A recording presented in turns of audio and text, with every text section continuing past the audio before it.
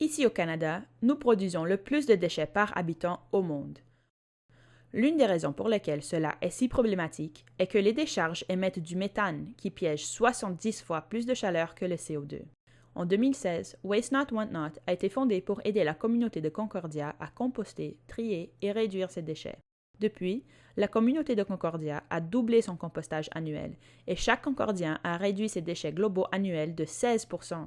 Cela représente 2 mois de déchets par an et par personne.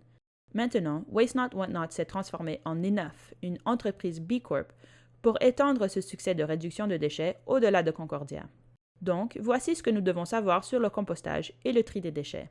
Le compostage est un processus permettant de transformer les déchets organiques en engrais qui peuvent être utilisés pour renvoyer les nutriments dans le sol afin de faire repousser plus de nourriture. Le compostage émet beaucoup moins de gaz à effet de serre que les décharges et empêche les matières en voie de désintégration de s'infiltrer dans l'eau potable et dans le sol. La chose la plus importante à propos du compostage est de s'assurer que vous ne mettez pas de matériaux non compostables dans le bac à compost. Si cela se produit, l'engrais est contaminé par le plastique qui se retrouve ensuite dans nos aliments. Donc, pas de plastique ni de tasse à café. Mais soyons réalistes, avez-vous déjà été confus avec vos déchets?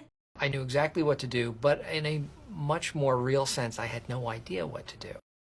Oui, c'est déroutant. Alors, laissez-nous vous aider à faire le premier petit pas.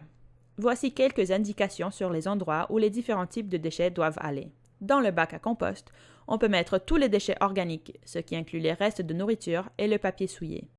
Le même problème se pose pour le recyclage. Seulement 9% de ce que les Canadiens mettent dans les bacs de recyclage sont effectivement recyclés, car ils sont généralement vraiment contaminés. Pour éviter cela, voici les règles. Le métal et le papier propre peuvent aller dans le recyclage. Pour les plastiques, vérifiez d'abord le numéro sur le fond. Les plastiques numéro 1 à 5 peuvent être recyclés, mais le plastique numéro 6 doit aller dans la poubelle de la décharge. Donc, même s'il porte le triangle de recyclage, le plastique numéro 6 n'est pas réellement recyclable. Tout le reste, comme le polystyrène, les choses faites de plusieurs matériaux et tout ce dont vous n'êtes pas sûr, doit aller à la poubelle. En cas de doute, jetez-le à la poubelle. C'est mieux que de risquer de contaminer le compost ou les bacs de recyclage. En fin de compte, le meilleur appel est de réduire nos déchets.